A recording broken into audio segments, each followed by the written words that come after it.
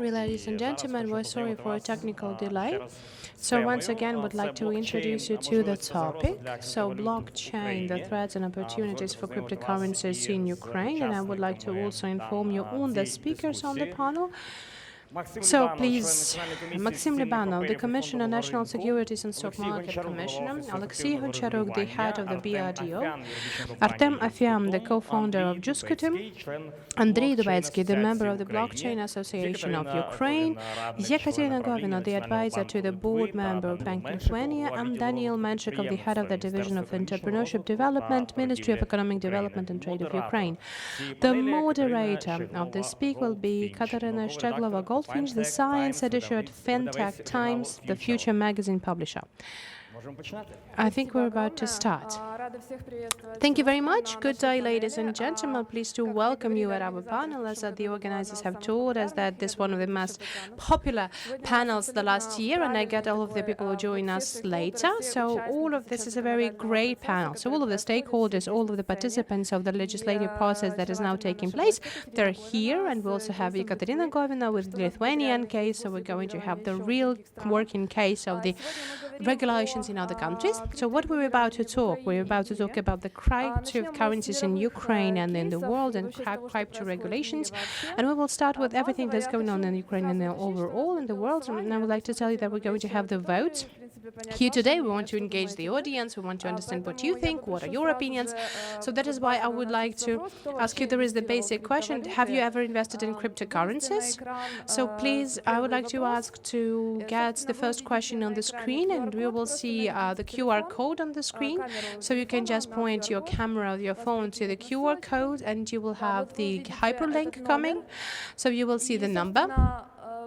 And you can get into this number and you will get to vote. So just push the button yes, no. Have you ever had investment experiences investing in cryptocurrency? We will see the answers in real time. If we will not count them, if we won't be able to count them, then we'll see it a bit later. Just point your camera. The smartphone will in digital era now, and we're really interested in your opinion. Thank you very much. And while you're still doing that, we want to get a little bit of intro of what is going on in the world on crypto regulations, just to compare. The last year used to be completely different. September last year at the panel as this, there were no regulations initiative in place. There only occurred and had a lot of things that have changed now. We have the first draft law that has been registered. We had a concept of the work groups already, and we're going to discuss it later. But I would like to start with Artem Afian, because he is the representative, so very active representative of the working group on creating the legal framework for cryptocurrencies. Can you tell us about the world trends, what frameworks we have in the world? Is this something that we can follow? Thank you very much. First of all, I can tell you that for God's sake, and thanks God for the world and the world, for the representatives of the big markets, for the representatives of the capital and asset owners, there is this hype on crypto technology. So there is less people who would like to just have some money on rates. And I do believe that if we will participate in the next year, and if I will be able to join you at the forum, they're going to be the joint panel on the stock market and cryptocurrencies. Now we are in between, while countries are still working, looking for the model on the legislature and regulation. We're still working on the legal framework. And I would like to divide countries into groups. The first group of countries are the small countries that are oriented for the foreign capital, for the external capital. They're doing everything in order to have the external investment in place. Those countries are quite small countries. They can dynamically change the legislation frame, thus they're following the trends faster. I'm speaking about Malta, Gibraltar, speaking on the brightest, the Man, the Singapore. Those are the countries that have had the strongest voice in crypto currencies. They have the biggest ICO, the crypto funds, and so on and so forth located there. Then the countries with bigger economies. The bigger economies countries, they are oriented on the inner market, the domestic market. They're not only thinking about involving the other monies, but not only how not to embed their own balance. And this, I guess, the most important country is the USA, but also Germany, France. Just recently, France, for example, they've announced one of the mostly developed draft laws on how you can create ICO. So where it's one of the deepest and optimal legislation now currently in place. The third group of the countries, my favorite, those are the countries that promise they don't have any regulations in place yet. Then the governors are just meeting the investors and they say, yes, we honestly will have the legal frame in place soon. Switzerland is one of the countries like this for 2 years already. Even though they're gathering all of the activists, all of the associations in place, their legislation initiative is more or less still in the promises frame. Malta is more or less, yes, they're just promising, and they're just promising and designing it, but still the strategy is successful. Currently, Ukraine has a task. We have to understand who we belong to, whether we belong to the pretty or to the smart, because on one hand, there is a huge need for the external capital for Ukraine. Still, Ukraine is quite a big country, and the recent legislation initiatives, they also provide us with an answer to what kind of country we would like to be. So we are definitely not the ones who only promise, because I guess all of the seats are already taken in this country group. But I do believe that what we have left is around 2 years before the rules are going to be more or less settled on the overall level, on the overall world level, more or less clearly understood. The practice is here more or less unified. Then again, together with the development of the legislative regulation, we're getting more confidence in this market. We're getting more confidence in this tool, and the tool is showing its full potentials. For example, our company is quite big. We have around 100 employees. Nowadays, we have 10 people who deal with crypto practices. So every 10th person in our company deals in these spheres on taxation, investment, blockchain, independently from cryptocurrencies. I do believe that legislation is becoming more friendly to cryptocurrencies. We have already taken the question out whether it's legal or not. Now we have a question of how we should treat it, whether it's a stock, whether it's an asset, whether it's an investment financial asset, whether it's just a payment way. But okay, on the J20, there was a summit and they had an active discussion on blockchain and cryptocurrency also. And there was a message that it would be good if we had a common solution for most of the countries till the end of the world. Do you see this trend on the unified position of the regulators about it in order to, let us say, unify the competence for all of the mandates in this case? Well, yes, there is trend, but the small countries are going to oppose to this trend because basically they need to create these zones of the low taxation pressure. It's just the same situation as all of the other legislative taxes. So the regulations of the cryptocurrencies is nothing new but the fiscal legislation. But then again, the fifth directive of the European Union that through IML is going to define the behavior with cryptocurrencies, I do believe that this is the most trending documents currently. And I do believe that this document is going to be followed by other countries. And I do believe that compliance for IML procedures is now the leading star, the lodestar for most of the capital markets, and not only the lodestar for most of the countries, but also the underwater stones and barriers for a lot of countries. And just one clarification also, because we're going to discuss it later, because speaking on the global trends and the regulation policies, can we say that the behavior of regulator is now more about explaining work?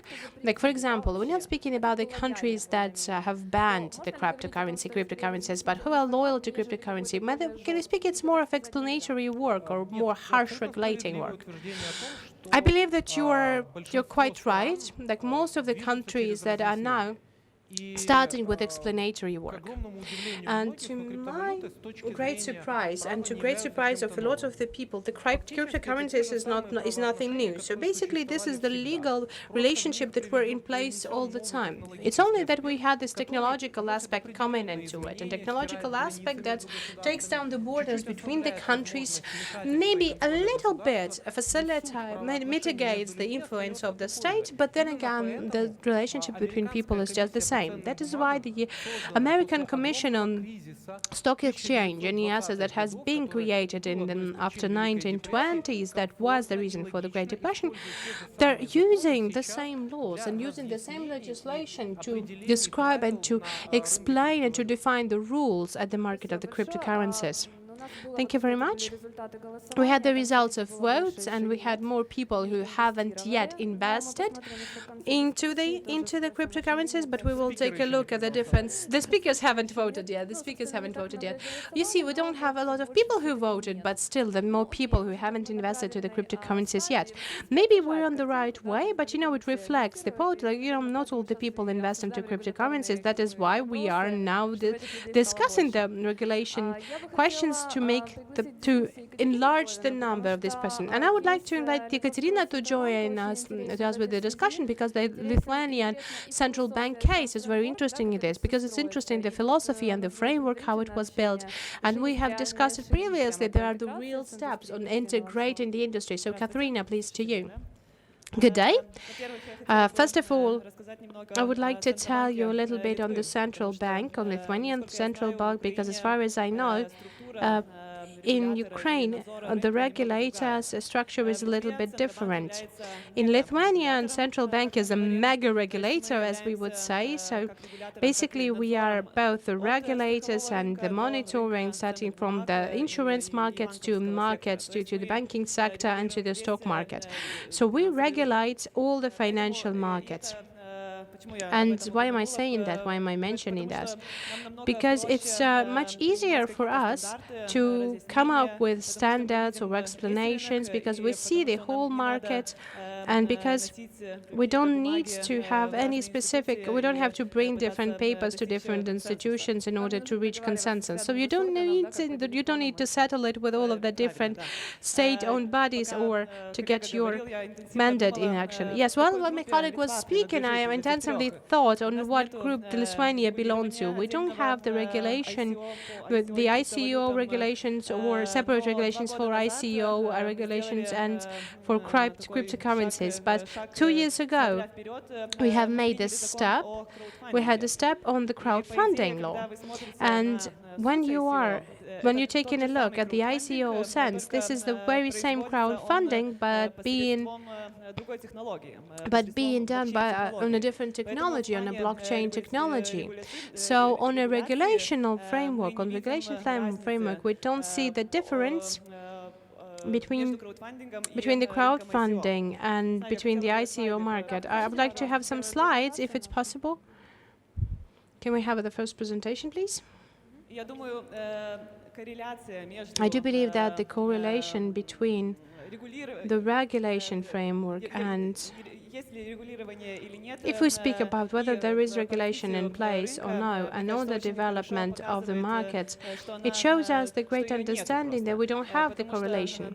Because as far as you can see, the United States of America, the Lithuania, and I had it in red brackets, that Lithuania is one of the top countries on the ICO scale,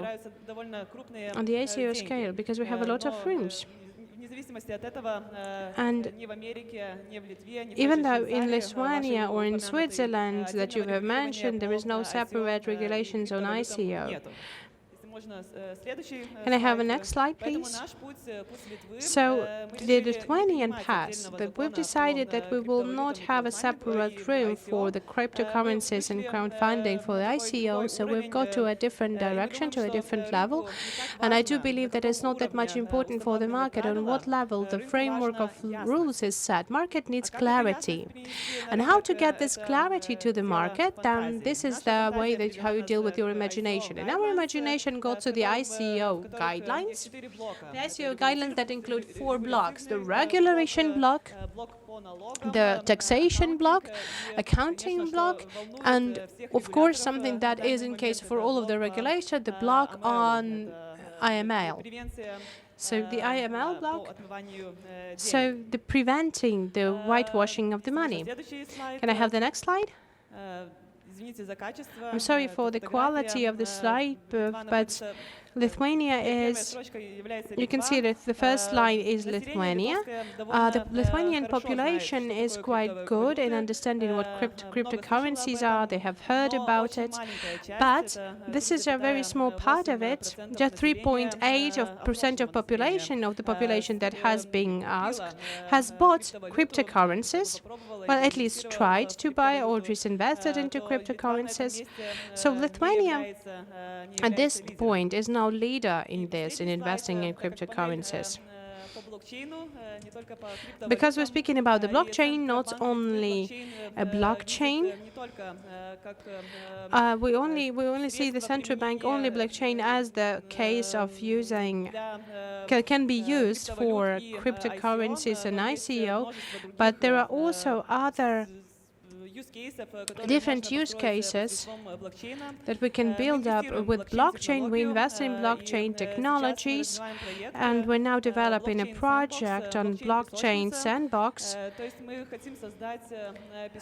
We want to create a sandbox for startups, for fintechs, for individuals who would like to see. I would like to create these tools and on the blockchains, identification, more and more of this. So the central bank will be an accelerator.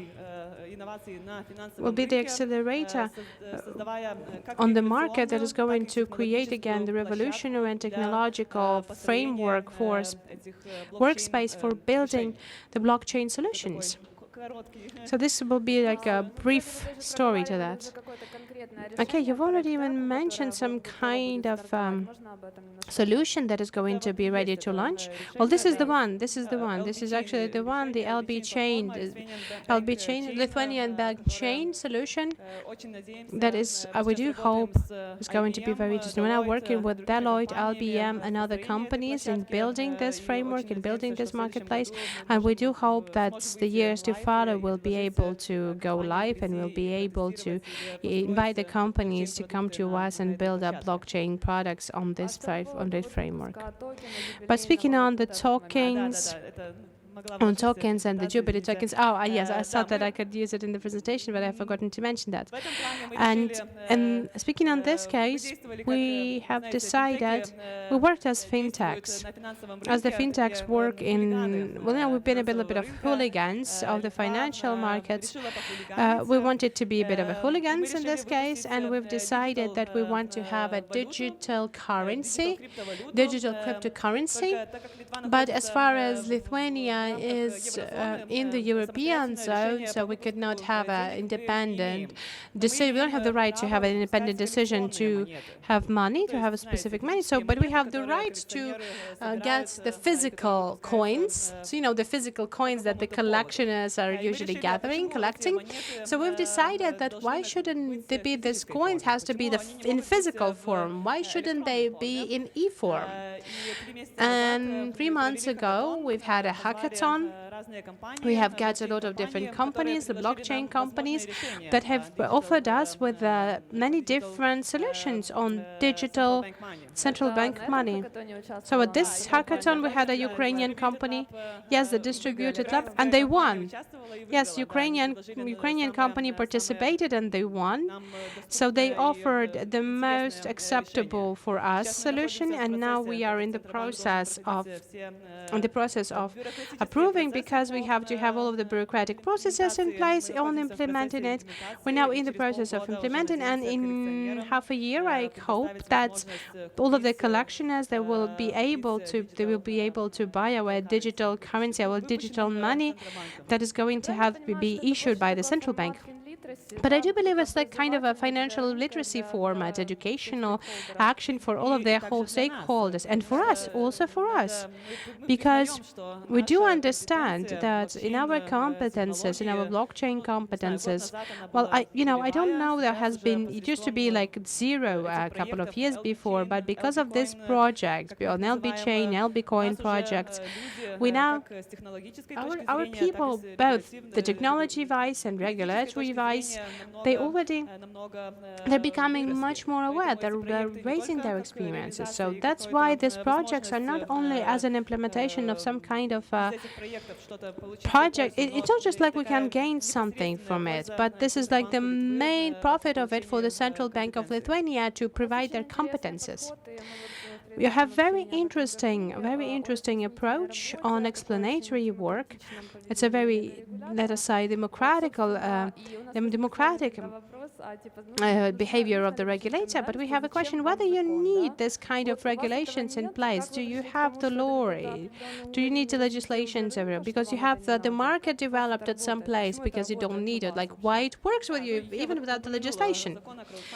Well, I've said they have a legislation on crowdfunding because maybe it partly resolves the situation. Because how we treat ICO, we divide ICO into groups: the utility ICO, the utility tokens, and security tokens. For the utility tokens, you can say that you can do whatever you want. It doesn't fit into the financial regulations frameworks. That is why the central bank in this market doesn't participate in this market, and all of the people who are buying these utility tokens, they are acting on their own risk, on their own expense. Speaking on the security tokens, the process on providing the equities or that support the security tokens has been detailed, and we do not see the sense in having additional separate legislation on that, because even in Lithuania, and because even if we have because legislation, it takes at least a year from the draft law to the moment of the implementation. Well, law, the year is just a minimum, but it takes 2 years generally. The market has been so changing so fast that we do believe that in process that we need to amend the legislation even before it's going to be approved.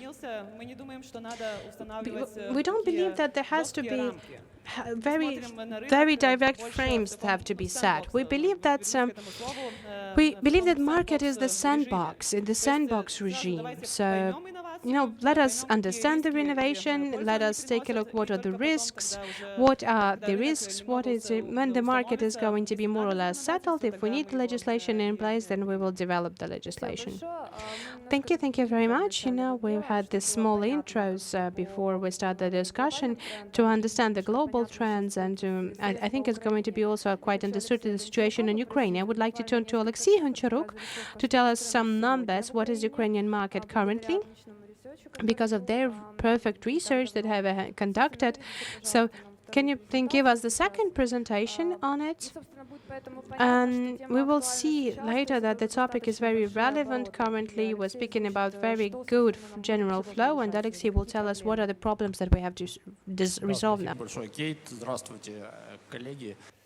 Thank you, Kate. Good day, dear colleagues.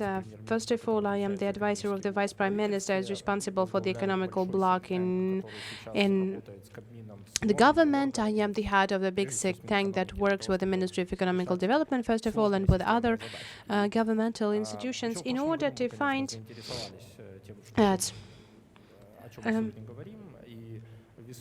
And I have, but we're quite interested with our colleagues from the market this spring. We have conducted research on to try to think of what is the best document, what can we provide, what can the document that can be an informational background for the further discussion. The numbers you're about to see on the slide is some of those numbers, some of those figures will be quite obvious, some of the figures will be doubtful, some numbers that we've reached based on our expertise, and that is the numbers we're founding on, because we are mostly the advisory board for our governments, for our authorities, and we're trying to show them of what we believe, what is the most logical and adequate framework for the behavior with crypto markets. So we're being based on that we have 3 cryptocurrency markets. You can see all of these titles, or you can see that on the slide. You can see the overall scale of the trades. We have more than $100 million of the scale of mining a day. a day, if you understand. 100 million a year. That's the mining market. Once again, this is our expert evaluation. Of course, we don't have any official data in this case, but this is the benchmark that we're starting off. We also assess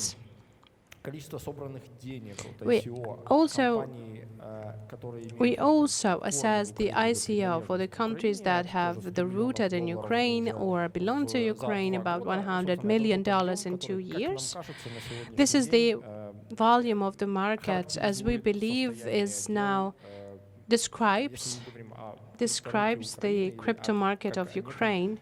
If we speak of crypto market of Ukraine as a part of the global market, this is something that's the benchmark, the background that we're starting off, and when we start evaluating further. But then again, I would like to say of something that my colleague has mentioned, the colleague from Lithuania has mentioned.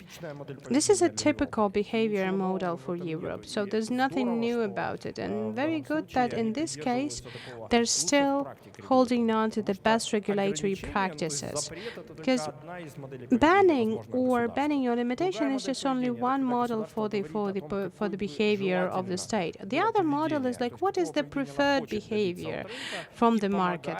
What kind of behavior we want to reach from the market? So this sandbox is actually the help for the market to get developed in the right direction. And we do believe that these soft tools are very important, and they are the best solutions for the crypto markets.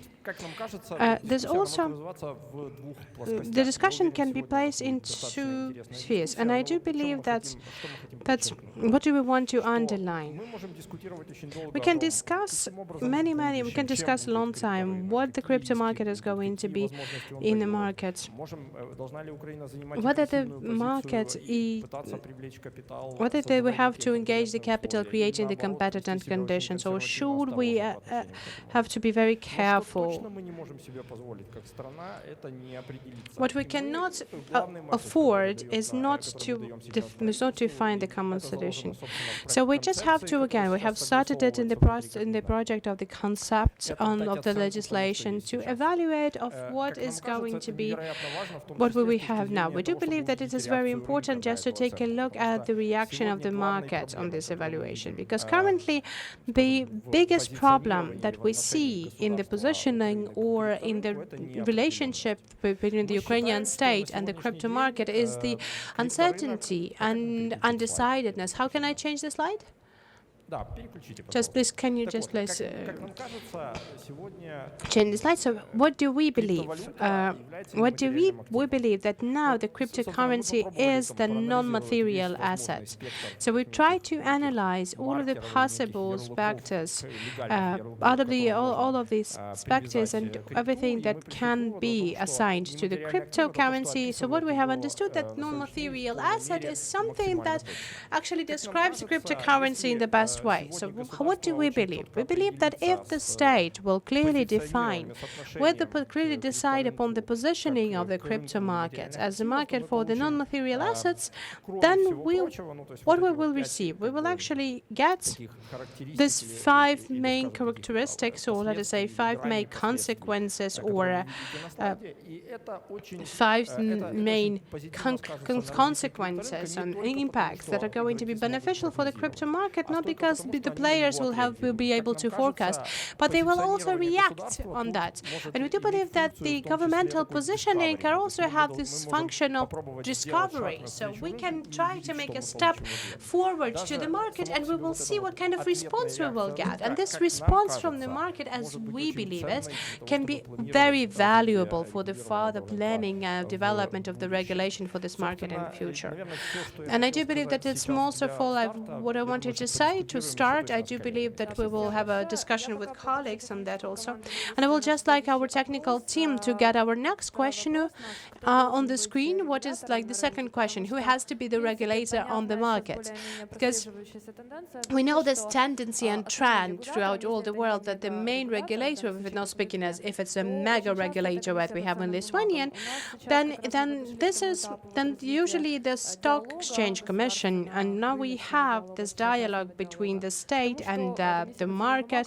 We do believe that the Commission on our securities and stock market, they already have some opinion about this, and that we would like to turn to Maxim Libanov, who will be able to tell us about what are the opinions of the Commission. But still, dear friends, please vote on who do you believe has to be the regulator. The National Bank and Security and Stock Market Commission, both the National Bank and the Commission, other or the crypto market shouldn't be regulated at all. So you just put your camera for the QR code, scan the QR code with your camera and push the number you can see on the screen, and then you vote on the variant that is most acceptable for you, and in real-time regime we will see who will be, what do you think? Please, once again, scan the QR code with your cameras. Okay, so we will switch to Maxim's presentation. Can we have the third presentation, please? So we see the first results.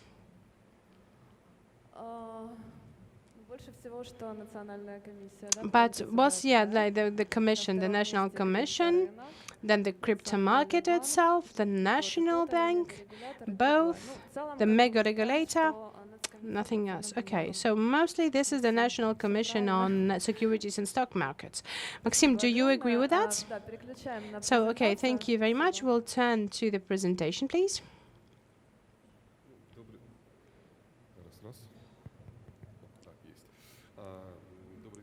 Good day, ladies and gentlemen, dear colleagues.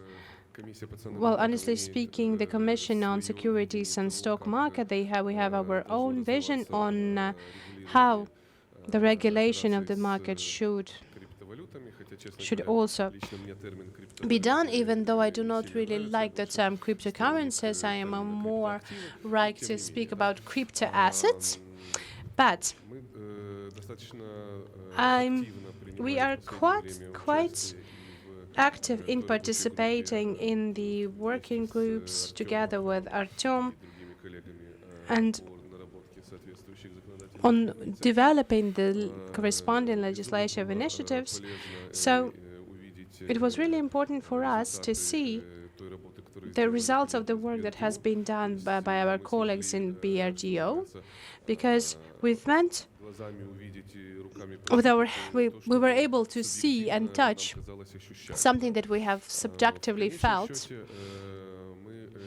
Overall, in the end, we have already discussed this question a couple of times between the financial regulators, and we have mentioned this. We had this question a couple of times on the discussion on the Financial Stability Commission.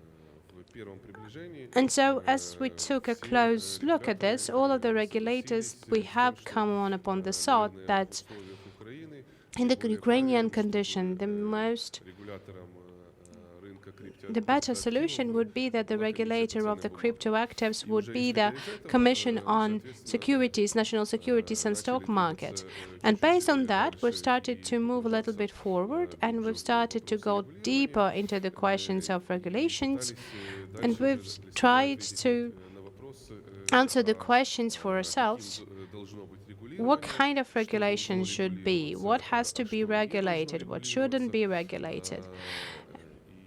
And we've tried also to take a look at the international experience also.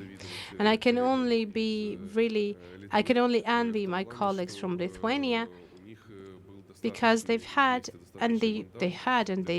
a lot of mandate to have their own recommendations, and they have all their documents with their own to create this regulatory framework. Unfortunately, in Ukraine, the legislation system has been built in a different way. So basically, Ukrainian legislation has been built by the rule-based regulation and rules-based supervision. When the legislation, we put a very precise definition, very precise requirements, and further on the state gets all of the control on that. So when we're speaking about this revolutionary sphere as cryptocurrency and crypto assets are, then we do understand that to create a very strict legislative regulations, it's really hard in this question. It doesn't have the farther perspective of development, because when you start creating your legislation, the industry will go farther. So in our experience, we have to start with that the regulation has to be principle-based. So when we have the principles in place, and after that, according to those principles, we have the regulation and supervision. Can I have the next slide, please? The first one. Okay, thank you. So when we had turned to the issue on how should we describe what we're about to deal with, so we had a couple of discussion about this question, and one thing that we have decided for us quite clearly is that what cryptocurrency or crypto assets has to be. Because in our time, together with the National Bank, we have decided that it's not currency in our traditional understanding, that's not a money surrogate. So therefore, we have started to think about what can it be, based in the legislation framework that we have in place. And I would like to agree to what Olexiy said, that this is a non-material asset. But if we speak about a non-material asset, then on one hand it's very good, on the other hand it doesn't give us a clear understanding about the taxation, it doesn't give us a clear understanding about any operations and transactions that can take place. That is why, in our opinion, we should not start from, we have to identify of what cryptocurrency should be. And in our opinion, that can be the new type of the financial instrument that hasn't been used by our legislators before. And if we speak about the financial instruments as stocks, as bonds and derivatives, so now we can speak that we are now being built in this situation when we are now experiencing the emergence of the new type of the financial instrument. And according to this, we say that all of the virtual assets, they should also be existing under the condition of the diverse to register in the digital form, and they can be further used for accounting, supervising, or preserving your private assets. I would also like to tell you that in our commission, and this is the joint position for both of us and the National Bank of Ukraine, that the cryptocurrency cannot be seen as the payment measure, at least in this measure that, according to the Constitution of Ukraine, the only legislative way of paying in Ukraine is hryvnia. So any kind of the conversations about whether saying that let us have it all, the cryptocurrencies on the legislative level as the payment method, we don't believe that it will lead us nowhere. I would just like to make a clarification. So we have this crypto hryvnia project. So how should we deal with that then? Crypto hryvnia projects is mostly a project when the national currency is going to be existing in the digital, will exist in a digital kind as an emission currency. So what do we mean is that's one of the characteristics of the currency, and this is the characteristic that the cryptocurrency doesn't have. This is the one centralized emission center. So the project that is called the crypto hryvnia has to be regulated by the National Bank, and it's a completely different situation. This is the situation when the National Bank decides that we might use the modern technology for the emission of the national currency. That's a completely different situation. This is so yeah, everything fits into the paradigm. I mean, it fits into the constitution. Yes, of course, it goes into the paradigm that it goes support the paradigm that we're talking about.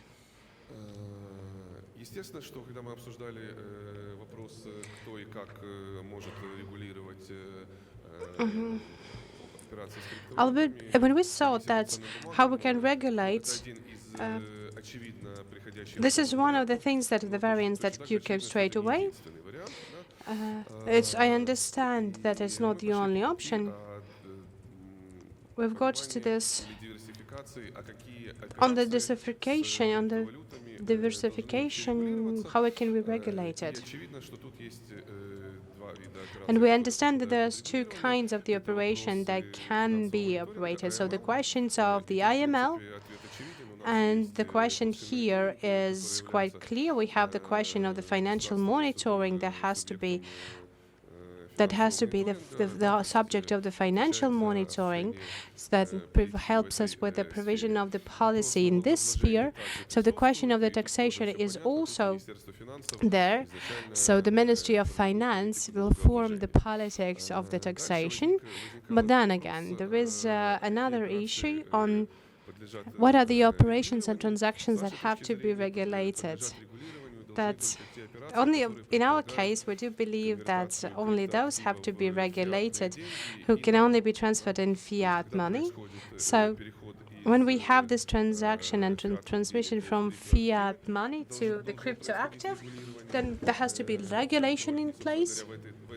In this point, there has to be the control and regulation.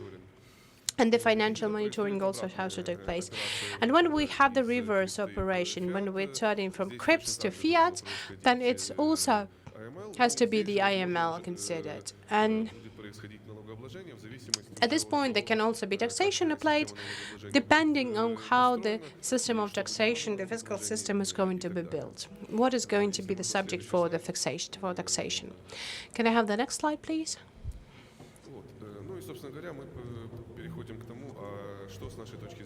And we turn back to something that what do we believe has to be the subject of regulation, what has to be the mandate for the responsibility of the Commission on National Securities and Stock Market.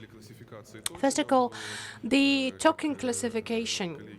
So, as the colleagues from Lithuania has already mentioned, they also believe that the subject of their regulations is only about security tokens. So those tokens that can only have the characteristics of the stock. But we do understand the stock tokens can be very different, and security tokens, there are the part of a more general category of S&N tokens. There are the utility tokens that definitely should not be the question of the state regulation. Thus, we have a question in place, and who has to be the one responsible to classify the tokens and defining what kind of tokens belong to what kind of types. We do understand that shouldn't be the parliament and it shouldn't be the law. So that is why we presuppose, and we presuppose that this is going to be the sphere of the responsibility for the National Security and Stock Market Commission. Then, the tokens that are treated as securities, the security tokens or the raised capital tokens, they're also using it through the ICO mechanism. That is definitely going to be our responsibility zone. It means that we have investors in place, investors that are investing into this financial tool as token is, to receive additional revenue or additional assets in the future. Thus, we understand that the procedure of the ICO has to also be regulated and monitored by the Commission. And the final two positions that we have to be in our mandate, so we have to monitor the subject that are the legal point or the legal center of the converting from fiat to cryptocurrency. And based on that, there can be, first of all, a lot of those centers, but they have to be divided into groups. So one-way converting, when we have just a subject, an entity in place that I'm buying or converting cryptocurrency with this price, and you either agree with that to this price or either disagree with this price. So something that we call the so-called crypto exchange.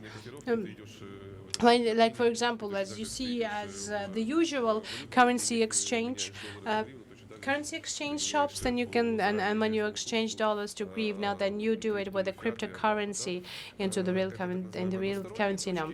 So this is the so-called one way. And the multilateral cryptocurrency converters, one we're speaking about more of a cryptocurrency stock exchange, and I provide the number of the cryptocurrencies to the market, and then according to the different conditions, we either exchange or sell, depending on what is the main aim. And I would like to pay your attention to that. All of the transactions and operations that presuppose converting from cryptocurrency into another cryptocurrency shouldn't be regulated, shouldn't be under the regulated mandate, only through crypto to fiat and fiat into cryptocurrency. Thank you very much. The question then as follows. Do you agree that the main aim for all of the regulatory discussions is to create a competitive legislation frame so that Ukraine wouldn't lose all the industry out of it? As we usually say it in the blockchain association, you know, the crypto market is like the water through fingers. So if there is another legislation frame that is more competitive than Ukrainian, then what do? They will do it somewhere else.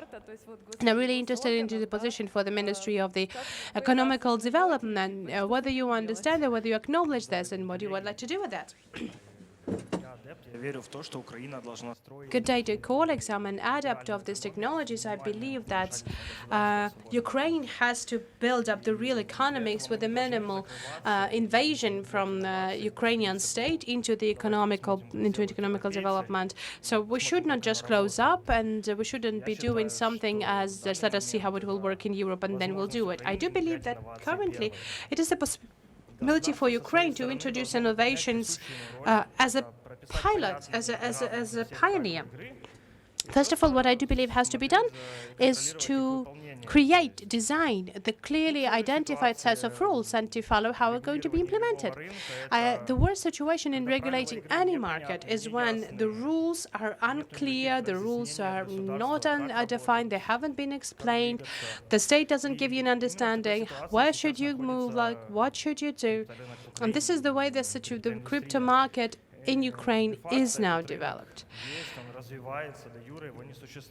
In reality, this market is not developed, it doesn't exist, but they've showed you what the market is in figures.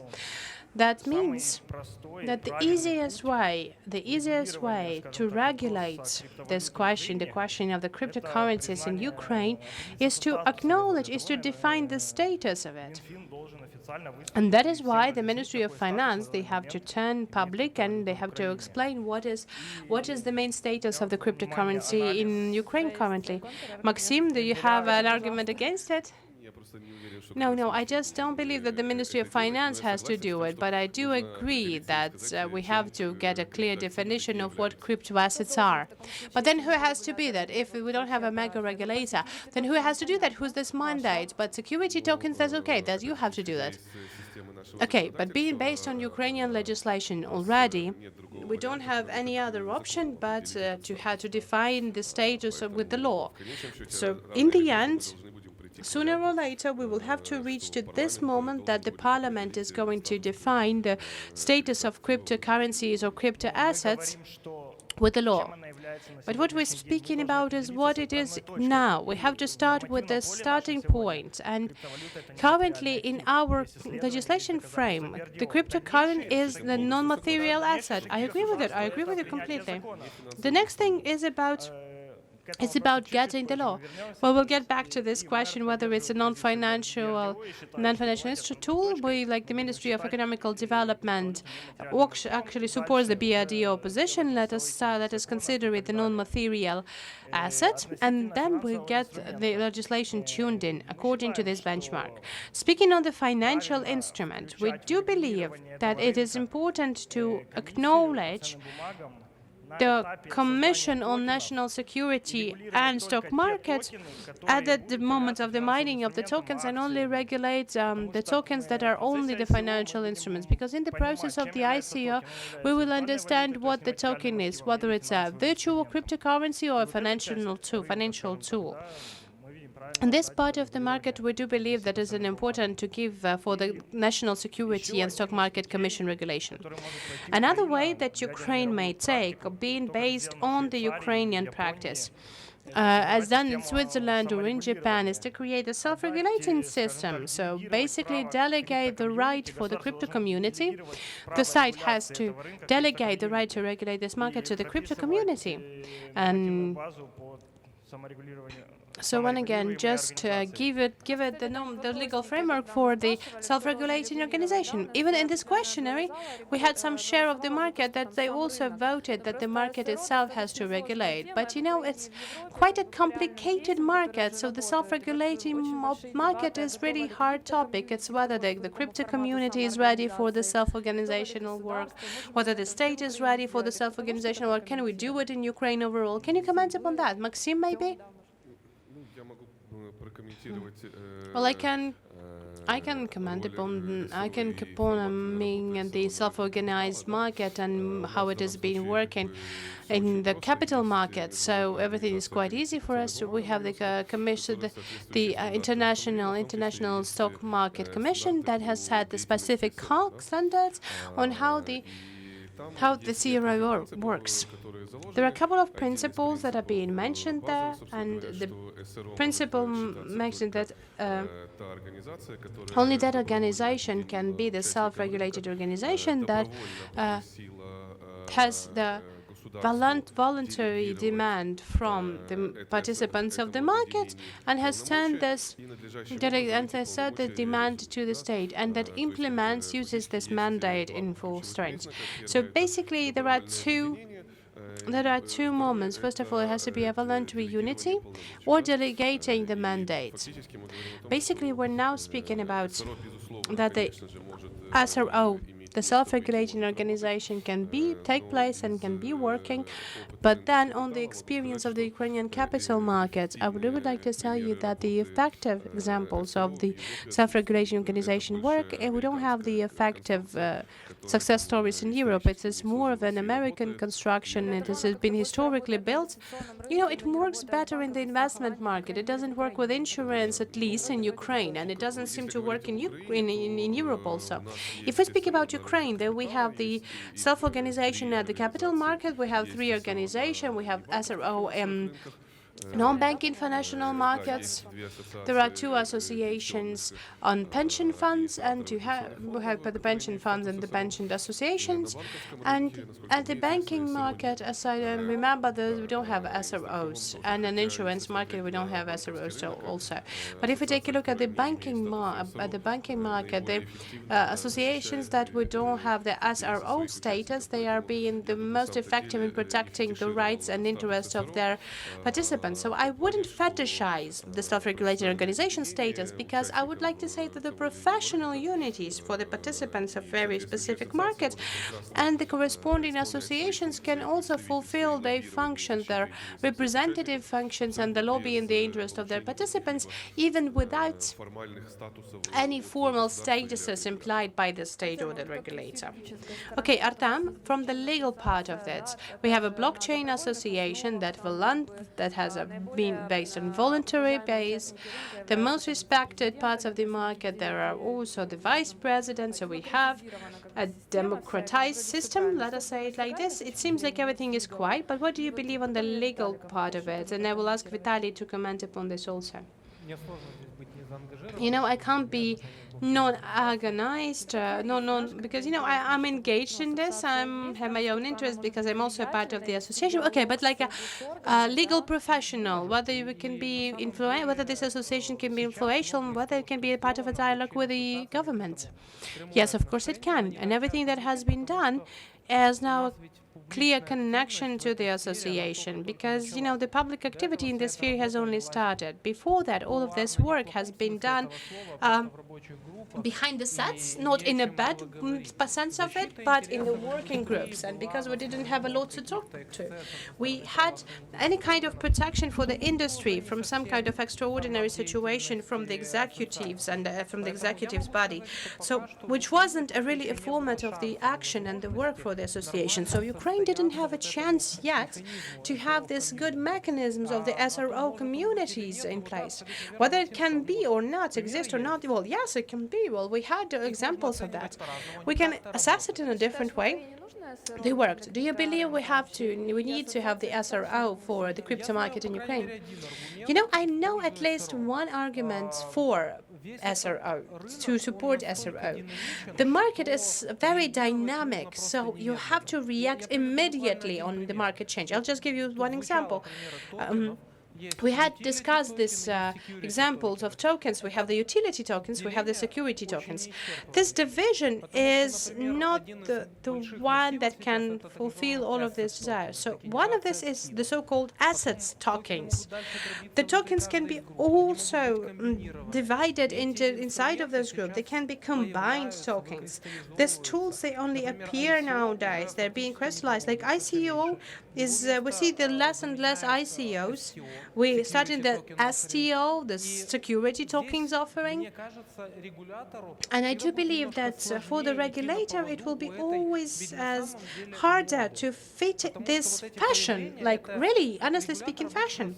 Because the regulators are usually working in the position as interpreting the norms of the legislation based on practice. But SRO, they can do it. They can be, let's say, this following the trend. They can be more fashionable.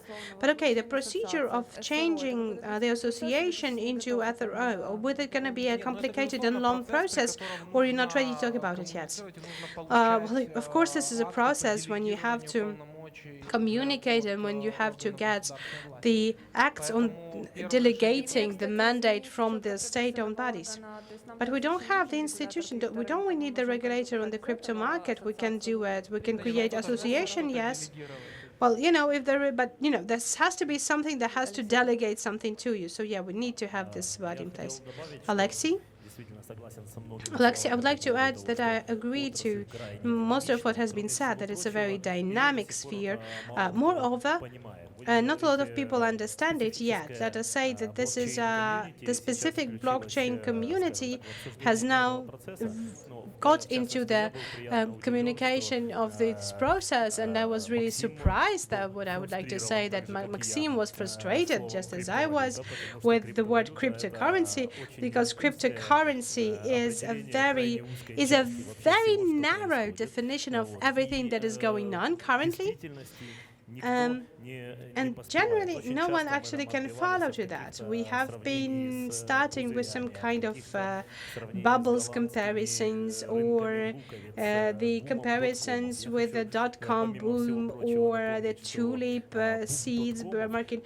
But then again, I do want to remind you that the dot-com boom has left a very highly developed informational infrastructure afterwards. So the underwater wires, and we had a lot of what the industry has got was built up on the changes that have taken place in the book and at that time.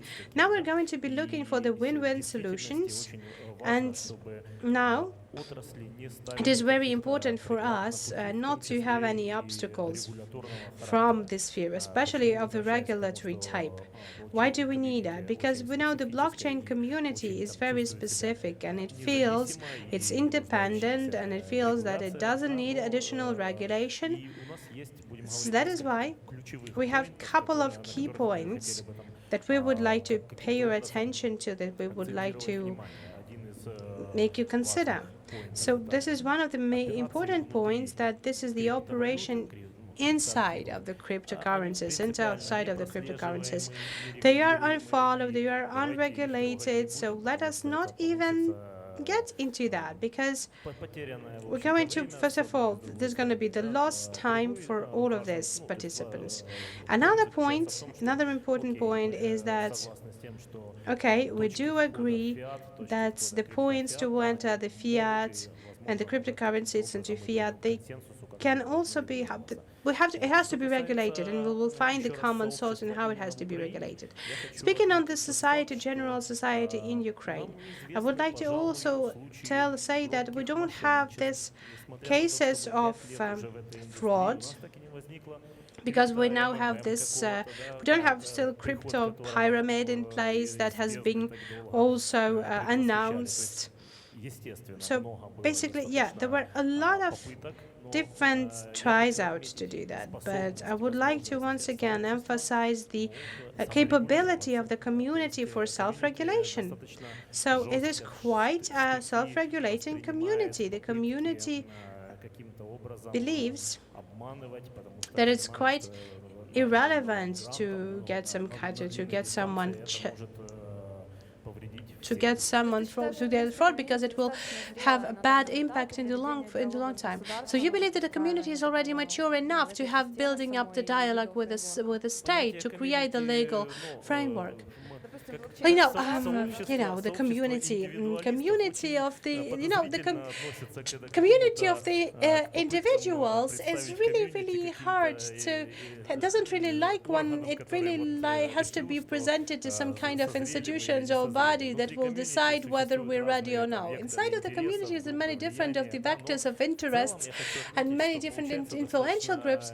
But I would like to say that overall, it's more or less good. We don't have that much of the bright, let us say, projects, the bright project that made a great breakthrough. But then again, compared to the situations in the other countries, like, for example, when Bulychov is singing anthems to the pyramid, to the money financial pyramids, then yes, this is something that we've managed not to do. What we now see that the crypto community is now coping with the self-regulation.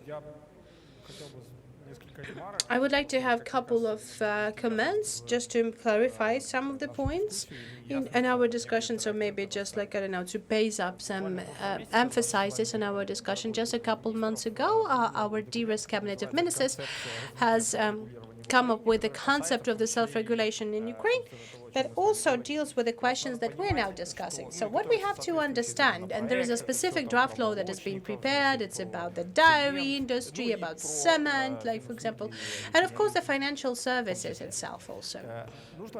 What we have to understand, there has to be two things that have to be understood: the self-regulation and co-regulation. So when we speak about the self-regulation for the market, in direct self-regulation, they don't need the state for that, because the market is mature if the market is ready to follow some, let us say, generally approved norms, generally accepted norms. So they just follow those norms, creating their own tools to influence their community. If we speak about the co-regulation, then at this point, we have to consider a different moment. Then some part of the state that the state is responsible for can be given to the state. So this is the question about what type of regulations we presume, because the regulation is always based on the need to get to some task or to have some kind of mission performed. For example, the fiscal task, or to improve the state budget, or to get the revenues to the state budget. So being based on tasks, it's something that we can say quite nicely. For example, the rhetorics about the maturity of the market. And there's one thing that I want to ask. Okay, great. How much taxes did the mature market provided to the state? So if we speak about this aim in this aspect, just being built on this kind of regulation, then yes, of course, then this is the question about the maturity of the market can be considered in one key. If we're speaking about the maturity of the market being based on IML and not on the whitewashing of the money, that is a completely different conversation. So speaking on the self-regulation or regulation overall, then I would actually turn to the experience, to the Lithuanian experience. So what has been shown by our colleague, it's quite clear there. So every regulation step targets the very specific audience, and every specific block is a separate conversation. If we speak about what the crypto assets currently is, based on the taxation, this is the most obvious questions. The crypto market, guys, you have to pay taxes.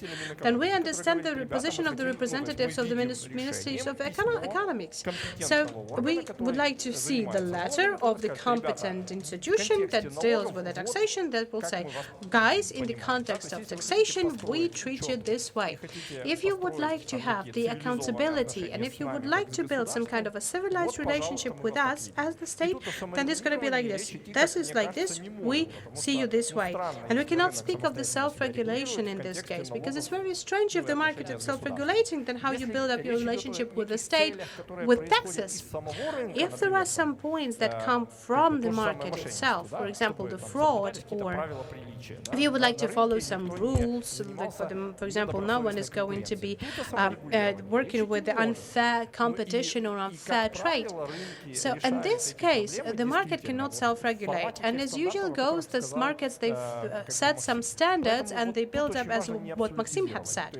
So we don't have to get the absolute decision. Self-regulation is not the panacea. The law is not the panacea. Every block of tasks that we have, every set of tasks that we have, it has to have an individual solution. And that is why, whether it's going to be just one single law, one piece of paper that will have a lot of letters in it, or if it's not going to be just one law, if it's going to be a quite clear list of all of the many different relationships and different law, it doesn't really matter. It's very conditional. Thank you. We have some questions in the audience.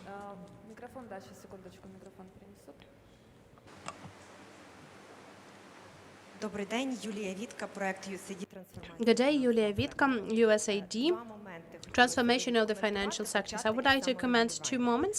I would like to start with the self-regulation. Let us, first of all, understand what is the self-regulation on the financial market.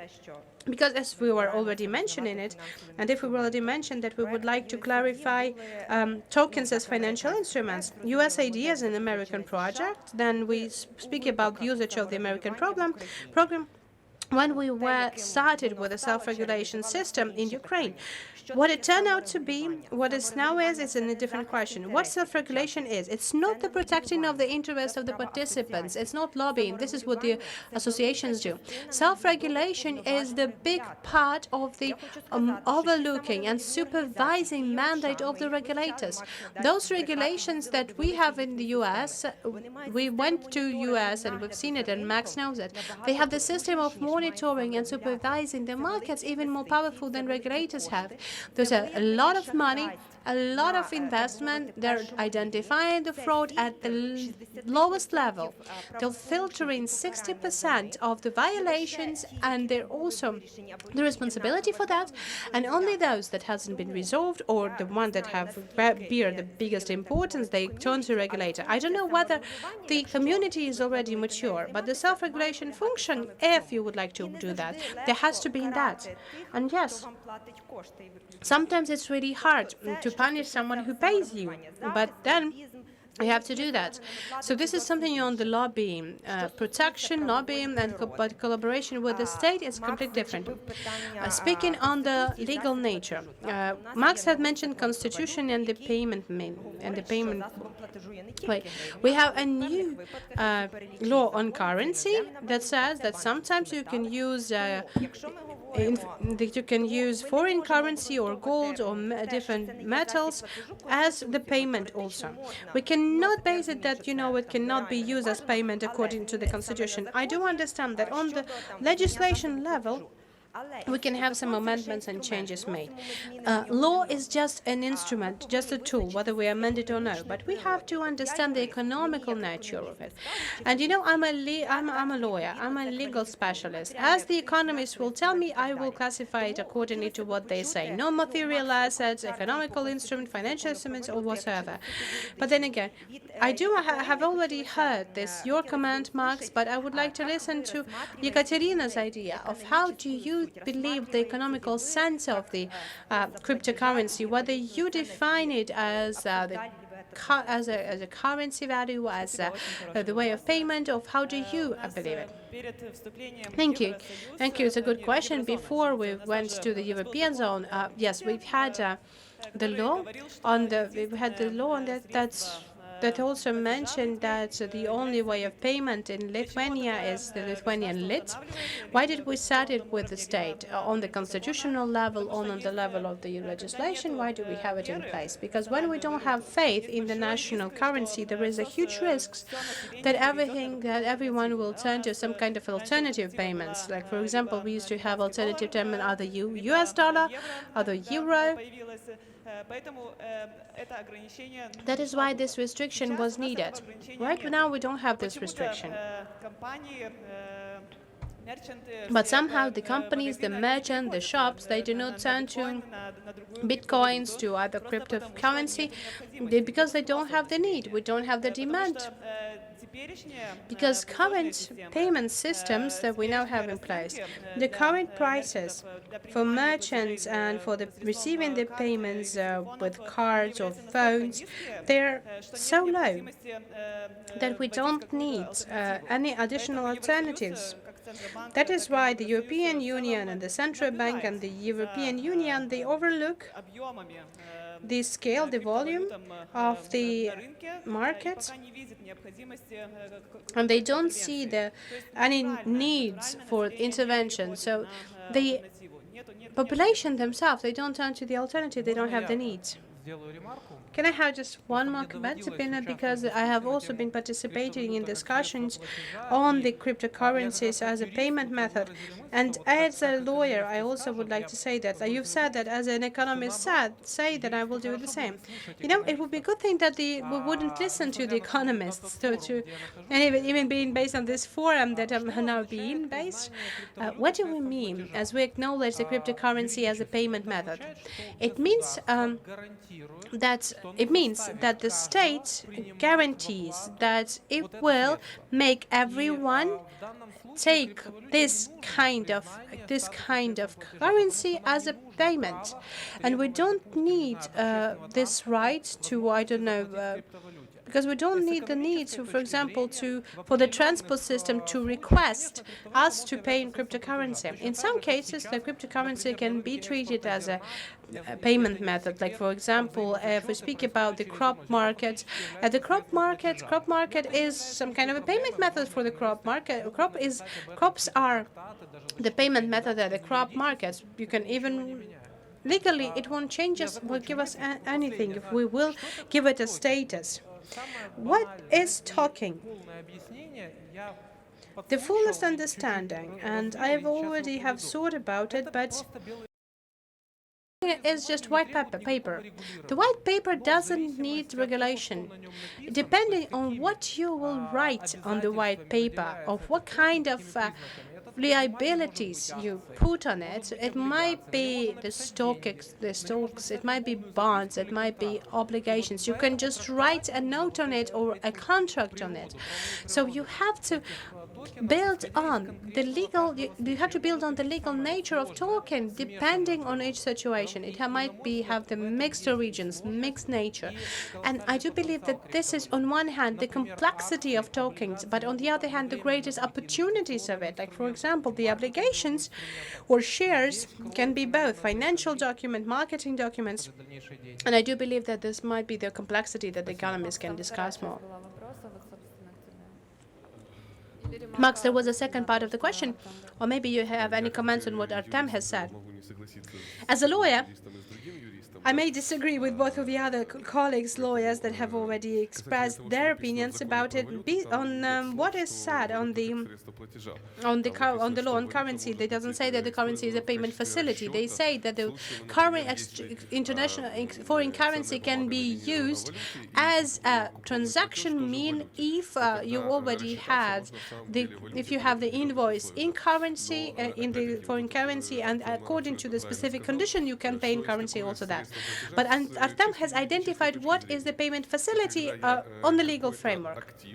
If I have an asset, like virtual or material asset, I can use this virtual or real asset, I can use it to buy any other asset in this country. For example, I went and bought some bread, went and bought some a car, went and did anything else I would like to do. And we understand that the foreign currency, dollars, euros, any others, or not the cryptocurrency, will not ever be and will never be the payment facilities or the means of payments on the territory of Ukraine. Legal-wise, any transaction, any operation. There was a PR recently that some kind of a coffee shop has sold coffee at big kinds. On legal thought, it's not that they're buying the coffee on bitcoins. It's what you're doing is basically there is the exchange operation. You exchange coffee, the asset, the coffee on the another asset on cryptocurrency. That's it. We have more questions? Good day, my name is Andrei Blинov. I'm economic and financial expert, and I have a key question. That is not the first time that I have asked this. This year I'm not asking it. No, I do believe it's just because we have a 3 times lower price on Bitcoin, so that is why we don't have the hype. And so the financiers, classical financiers, they do believe that this is a hate panel but not hype. I'm not surprised that, like, we only started with Q&A session, and the first question was on the status of the payment and how it's going to correlate with the classical rights, on the sovereign rights, on the sovereign right for the emission of the payment facilities. And I would like to ask the participants of the panel to evaluate whether you believe that this question on the status of the cryptocurrency and blockchain that has interconnection on financial operation will not be resolved while we won't have the J20, let us say the superpowers of this world, and won't sign something that was like a Bretton Woods or some kind of international convention on how most of the countries of the world will treat the cryptocurrency as an element of the blockchain technology in 21st century. Can I have a remark on that? Because there's a technical moment about it. I agree with what the previous speaker said, with the participants of the panel, that tokens and blockchain technologies and something that we have in the end is context-dependent story. And most of the countries in the nearest future will not get a common opinion, will not have a common opinion, unless they will speak that this is a context-dependent opinion, content-dependent. When we will define how we will treat it legally and economically, it depends on the context of usage. The second point is that it is not that much important of what conclusion the J20 will have, or whether they will have some opinion, a conclusion or no, because everyone has a clear understanding that this is kind of an asset, and this asset, and you have the right to conduct any actions with this asset. If there is any country in the world that any country in the world will have a good opinions toward cryptocurrencies or to blockchain, and if it will open some windows, then everyone will trade through this country. There's definitely going to be Malta, Gibraltar, or maybe Ukraine, who would like to also participate in this flows. No one would like to be outside of it. So we will definitely have some legal ways, some difficult legal points to collaborate with the whole world in it. And as Max have already said, in the right way, without regulations, we now only exchanging the assets. For example, we buy the coffee for the cryptocurrency, and the operators are really interested to be included in the system because it's not done without them. But for the community, when they're exchanging these values, well, there is a question of security, the personal security, and another issue, like, for example, coffee is good, but when you want to buy a car or a house, then IML question goes, so how can we legalize these assets? How can we legalize these assets in the regulation field of Ukraine? So, and we understand that in this case, the regulation is needed for both sides. But we have to also underline that in current understanding for most of the participants of the community, the function of the payment function of the cryptocurrency is secondary. Everyone considers this more of a store value, more of the way how you can invest, more the investment part. So it's not that much important how you will receive your payments for coffee in Bitcoin, than as to define, I don't know, get a clarification with some bigger stories. For example, if Japan will treat Bitcoin in a good way, and Ukraine won't have anything against the Japanese yen, then we will always have some possibilities for businesses to organize some specific even windows from bitcoins to hryvnia from yen. Thank you very much. We will have to finalize our discussion. We are out of time, but I would like to give us the final message that it's really good that even in the framework of this discussion panel, we see the consensus coming. We see the readiness to listen to one another, and I do believe that this main message to build up competitive legislation frame, not to lose this industry that we evaluate in a different way. I do believe that we're not have the last place in it. So for us, not to lose the assets, not to lose the guys that we now have, and not to use the guys who consider different countries to go to. So I would like to also say that the Ukrainian judicial practice for many years ago, 10 years ago, has proven Artem right, that stalking is a white paper, because the Supreme Court of Ukraine has taken the position that we can only conduct the sense of the contract not only according to the paper it's been writing on, but only according to the essence and to the sense of what it covers. And I would like to have two more words about it. For us, as a potentially possible regulator of all of this that is going on, it's two positions are possible. The first position that we've said, that regulation, it shouldn't be. So having created these violations, for us not to lose our place in top 10, or even actually enforcing it place.